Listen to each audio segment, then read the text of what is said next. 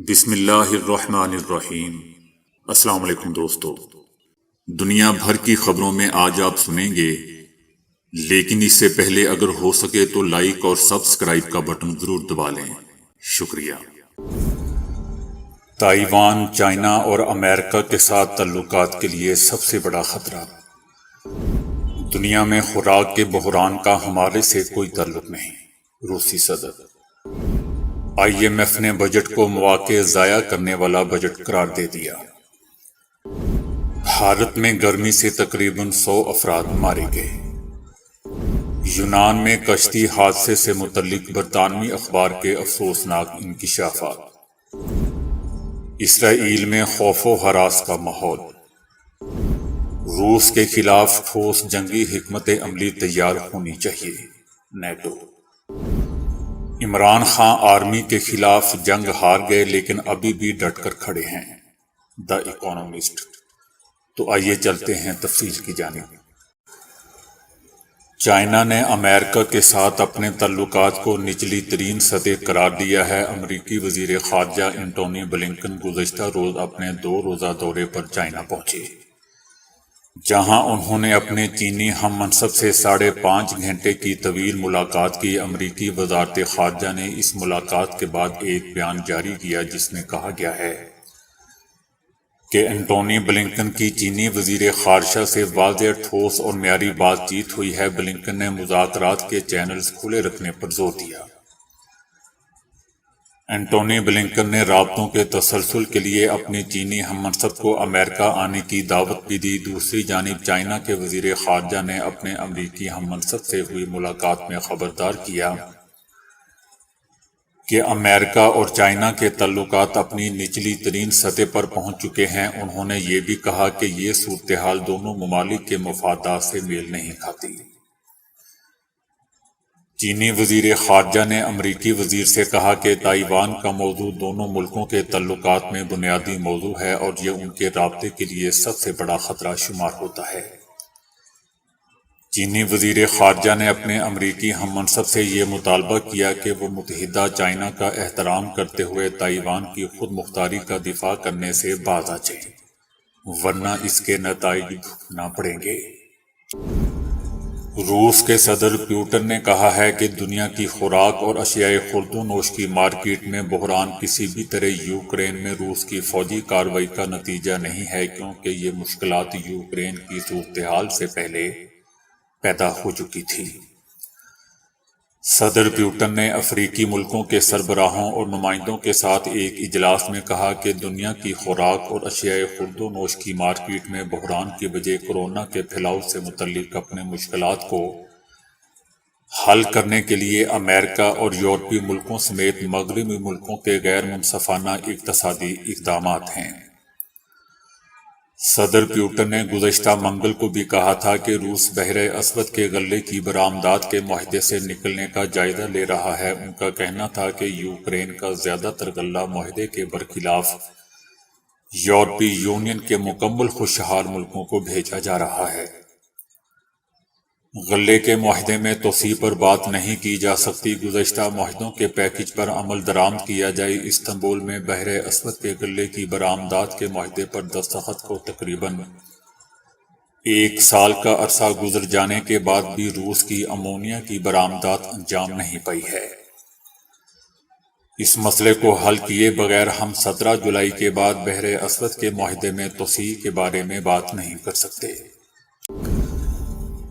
I am F نے Pakistani budget کو معاشی بحالی کا موقع ضائع کرنے کے مترادف قرار دے دیا ہے۔ آئی ایم ایف کی جانب سے تجویز کردہ اقدامات کے نتیجے میں مہنگائی اور قرضوں پر انحصار میں کمی اور ڈیفالٹ کے امکانات کم ہونے تھے، لیکن وفاقی حکومت نے معاشی بحالی کا یہ موقع گنوا دیا۔ تاہم ابھی بھی معاشی بحران کو کچھ طریقے اختیار کر کے ٹالا جا سکتا ہے، جیسا کہ حکومت کو آمدنی اور خرچ میں توازن لانا ہوگا۔ پاکستان کا نیٹ ریونیو 6,887 ارب روپے ہے، جبکہ اخراجات کا تخمینہ 14,660 ارب روپے لگایا گیا ہے، جس کا کوئی جواز نہیں ہے۔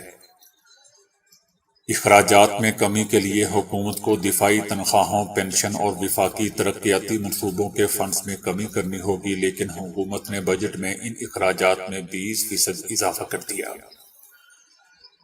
مہنگائی میں کمی کرنا ہوگی، جو کہ 1957 سے بھی بلند سطح پر پہنچ چکی ہے اور مزید اضافے کا امکان ہے۔ کرنسی کی قدر میں ریکارڈ 80% گراوٹ کے باوجود اس میں اضافہ نہیں ہوا ہے۔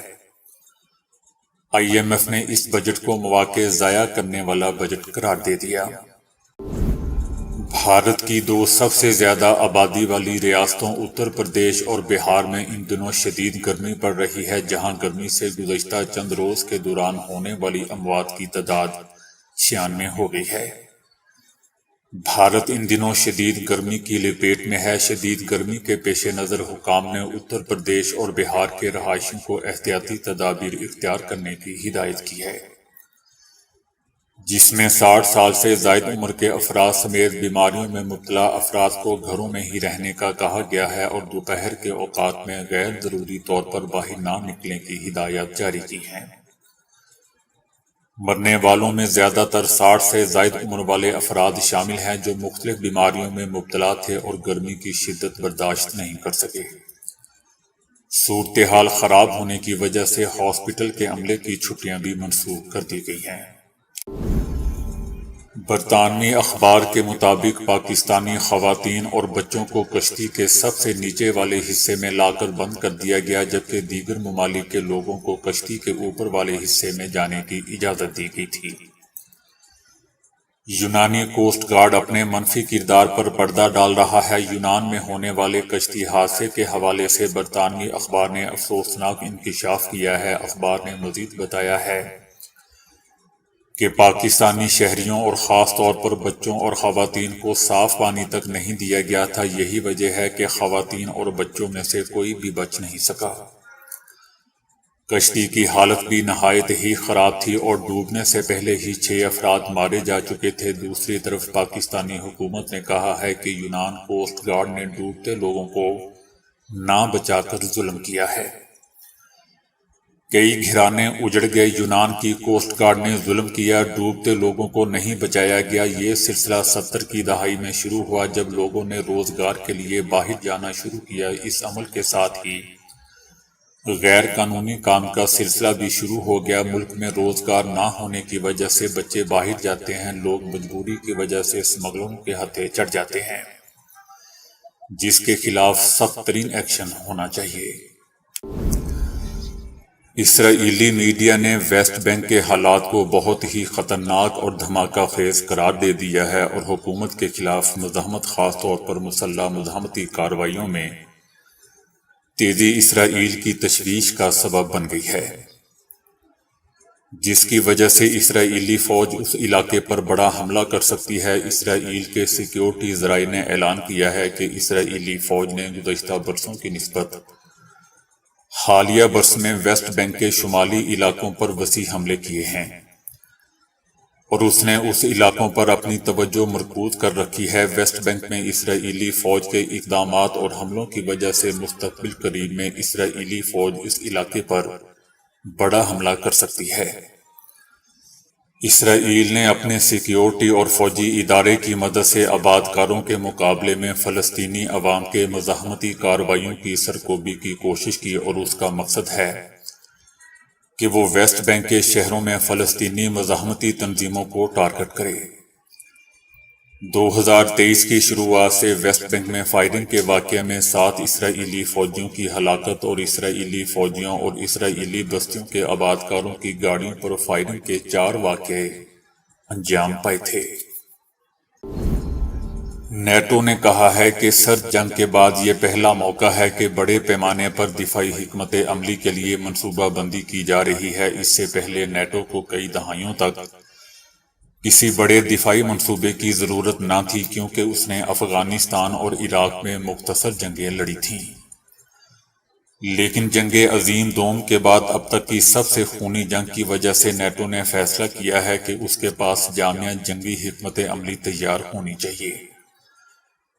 فورسز اور لاجسٹکس کو اپ گریڈ کرنے کے لیے نیٹو اپنے اتحادی ممالک کی رہنمائی کرے گا۔ ترکیہ نے جغرافیائی مقامات کے لیے استعمال کیے گئے الفاظ پر اعتراضات کرتے ہوئے حکمت عملی کی منظوری دینے سے انکار کیا ہے۔ نیٹو میں تعینات ترکیہ کے سفارتی مشن کا کہنا تھا کہ خفیہ نیٹو دستاویزات پر کوئی رائے دینا غلط ہوگا۔ دوستو، یاد رہے کہ روس کے خلاف دفاعی حکمت عملی اور دیگر منصوبوں سے متعلقہ یہ دستاویزات ہزاروں صفحات پر مشتمل ہیں۔ دی اکانومسٹ لکھتا ہے کہ ماضی میں پاکستانی جرنیلوں کی جانب سے سویلین سیاستدانوں جنہوں نے فوج کو مایوس کیا، ان کے خلاف ہونے والی مہمات کی بنیاد پر کہا جا سکتا ہے کہ عمران خان کو جیل میں ڈالا جائے گا، جلا وطنی پر مجبور کیا جائے گا، سیاست سے انہیں نااہل قرار دیا جائے گا، اور اگرچہ اس کے امکان کم ہے تاہم ہو سکتا ہے کہ انہیں بچی کھچی پارٹی کے ساتھ انتخابات لڑنے کی اجازت دے دی جائے۔ یہ زیادہ پرانی بات نہیں جب عمران خان ایک ایسے شخص کے روپ میں نظر آ رہے تھے جس نے پاکستان کے طاقتور جرنیلوں کو للکارا تھا اور ان سے بہت آگے نکل گئے تھے۔ 9 مئی کو رینجرز کے اہلکاروں کے ہاتھوں گرفتار ہونے کے ایک ہی دن بعد سابق وزیر اعظم کو سپریم کورٹ کے حکم پر رہا کر دیا گیا تھا۔ ان کے مشتعل حامیوں نے بے باکی کا مظاہرہ کرتے ہوئے ملک بھر میں موجود فوجی تنصیبات کو تباہ و برباد کر دیا تھا۔ عمران خان نے اس سال کے آخر میں منعقد ہونے والے عام انتخابات میں اپنی ہی جیت کے راستے میں مشکلات کھڑی کر دی ہیں۔ 3 ہی ہفتوں میں عمران خان کے گرد کھڑی سیاسی دیواریں ان کے اپنے ہی اوپر ڈھہ گئی ہیں۔ عمران خان کی سیاسی جماعت پاکستان تحریک انصاف کو پاکستانی جرنیلوں نے جواباً توڑ کر رکھ دیا ہے۔ بے شمار سینئر رہنما پارٹی چھوڑنے کا اعلان کر چکے ہیں اور ہزاروں کی تعداد میں حامیوں کو گرفتار کیا جا چکا ہے۔ عمران خان جنہیں کرپشن اور توہین مذہب سمیت درجنوں الزامات کا سامنا ہے، ان پر فوجی عدالتوں میں مقدمہ چلایا جا سکتا ہے اور توقع ہے کہ انہیں کم سے کم طویل سیاسی جلا وطنی کا سامنا کرنا پڑ سکتا ہے۔ پاکستان کے پہلے سے کمزور سویلین ادارے ایک مرتبہ پھر فوج کے مضبوط تسلط میں جاتے دکھائی دے رہے ہیں۔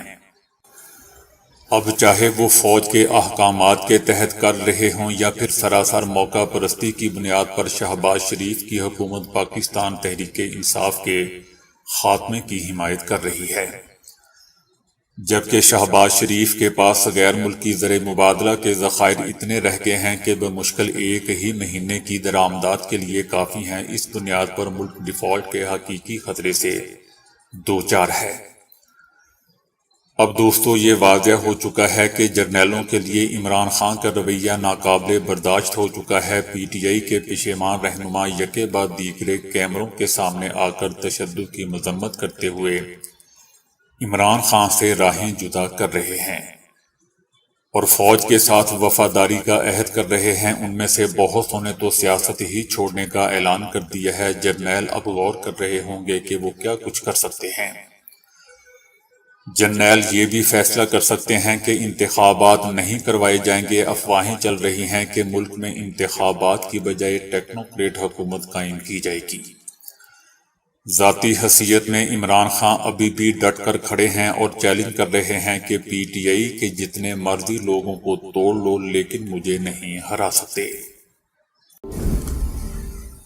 نیوزی لینڈ اور برطانیہ کے سائنسدانوں نے ایک ایسا آلہ ایجاد کر لیا ہے جو واقعہ میں جبڑوں کو تالا لگا کر اپنے استعمال کرنے والے کو کچھ بھی کھانے کے قابل نہیں چھوڑتا، اور اس طرح وہ زبردستی ڈائٹنگ کر کے اپنا وزن کم کرنے پر مجبور ہو جاتا ہے۔ اس آلے کو ڈینٹل سلم کا نام دیا گیا ہے، جو یونیورسٹی آف اوٹاگو نیوزی لینڈ کے ماہرین نے ایجاد کیا ہے۔ یہ ننھا سا آلہ جبڑے کے سب سے پچھلے حصے میں اوپر اور نیچے والی داڑھوں کو ایک دوسرے سے اس طرح جوڑتا ہے کہ جبڑے میں نہایت ہی معمولی حرکت کی گنجائش رہ جاتی ہے۔ جبڑے کے پچھلے حصے میں آلے کی تنصیب کا کام ایک ماہر دندان ساز خصوصی اوزاروں کی مدد سے کرتا ہے، البتہ اسے استعمال کرنے والے فرد کو سہولت دی جاتی ہے کہ وہ ہنگامی حالات میں اپنے جبڑے کا تالا ایک خاص چابی سے خود بھی کھول سکتا ہے۔ منہ میں آلہ نصب ہو جانے کے بعد سانس لینے اور بولنے میں کوئی دشواری نہیں ہوتی، البتہ اسے پہننے والا کوئی ٹھوس غذا نہیں کھا سکتا، لہذا وہ صرف مائع غذا لیکوڈ ڈائٹ ہی استعمال کر سکتا ہے۔ اس حوالے سے تحقیقی میگزین برٹش ڈینٹل جرنل میں شائع شدہ ہونے والی ایک تازہ رپورٹ کے مطابق یہ اعلیٰ یا تالا 7 صحت مند لیکن جسمانی طور پر موٹے رضاکاروں پر آزمایا گیا، جنہوں نے یہ تالا 14 دن تک اپنے دانتوں میں لگائے رکھا۔ مطالعے کے دوران تمام رضاکاروں کو تجارتی طور پر دستیاب مائع غذا دی گئی، جس سے انہیں روزانہ صرف 1200 کیلوریز حاصل ہوئی۔ 14 دن کے بعد تمام رضاکاروں کے وزن میں اوسطاً 14 پاؤنڈ کی کمی ہوئی۔ یہ بھی کہا جا سکتا ہے کہ تمام رضاکاروں نے روزانہ 1 پاؤنڈ کے حساب سے وزن گھٹایا۔ اس آلے کے کوئی منفی اثرات سامنے نہیں آئے، البتہ ایک رضاکار نے اعتراف کیا کہ اس نے بے ایمانی کی تھی، یعنی 2-3 مرتبہ تجویز کردہ غذا سے ہٹ کر پگھلی ہوئی چاکلیٹ اور سافٹ ڈرنک پی لی تھی۔ ڈینٹل سلم ایک کم خرچ اور غیر مضر ایجاد ہے جو وزن گھٹانے کے لیے سرجری جیسے طریقوں کا ایک محفوظ اور پرکشش متبادل ہے، پھر اس کے مضر اثرات بھی نہیں۔ اس ایجاد کا فائدہ اپنی جگہ، لیکن پروفیسر برنٹن نے اعتراف کیا کہ وزن کم کرنے کے خواہش مند اکثر افراد زیادہ سختی برداشت کرنے کے لیے تیار نہیں ہوتے، نتیجتاً انہیں بظاہر اپنی بھرپور کوششوں کے بعد بھی مطلوبہ نتائج حاصل نہیں ہوتے۔ اگر آپ واقعی اپنا وزن گھٹانے میں سنجیدہ ہیں تو پھر اس آلے کے ساتھ چند دن کی تکلیف آپ کو برداشت کرنا ہوگی، پروفیسر برنٹن نے ہنستے ہوئے کہا۔ پوری دنیا میں سونے کی عادات کا جائزہ لینے والی ایک ایپلیکیشن سلیپ سائیکل نے خطے کے مختلف ممالک کے شہروں کے سونے کے اوقات بتائے ہیں۔ سعودی شہری خطے کے باقی ممالک کے شہریوں کے مقابلے میں دیر سے سونے کے عادی ہیں۔ سعودی شہری رات 1 سے 1:30 بجے تک سو جاتے ہیں۔ اعداد و شمار کے مطابق ترکی اور مصر کے شہری بھی رات 1 سے 1:30 بجے تک سونے چلے جاتے ہیں۔ جنوبی افریقہ کے رہائشی سب سے جلدی سونے کے عادی ہیں، وہاں لوگ رات 11 بجے کے قریب سو جاتے ہیں۔ جلدی سونے والوں میں دوسرے نمبر پر گوٹے مالا کے شہری ہیں جو 11 سے 11:30 کے درمیان سو جاتے ہیں۔